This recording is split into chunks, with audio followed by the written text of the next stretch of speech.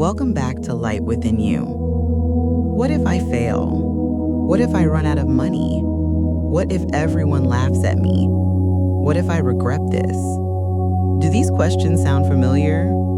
If you are human, they certainly do. This is what psychologists call catastrophizing. It is the brain's ability to take a small possibility and spin it into a guaranteed disaster. In our last episode, we unmasked fear. Today, we are going to look at the stories fear tells us. Our brains are wired to be excellent survival machines. To keep us alive, the brain prioritizes bad news. It scans for threats.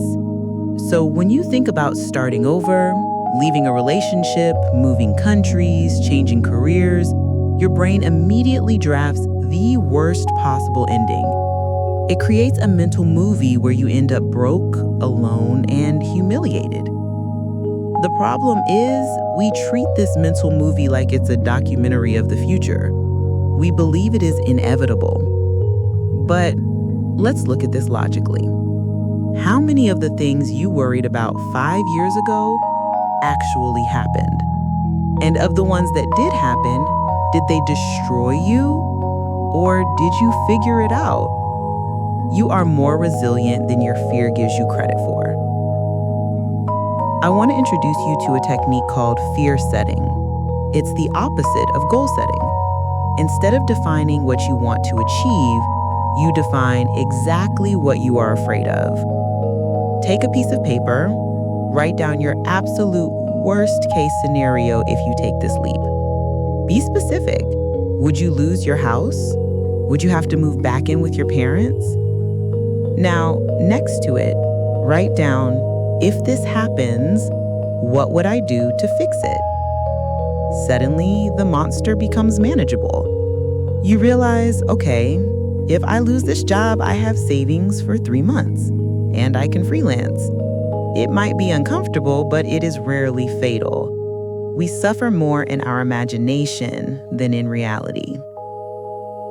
Now, I want to ask you a different question.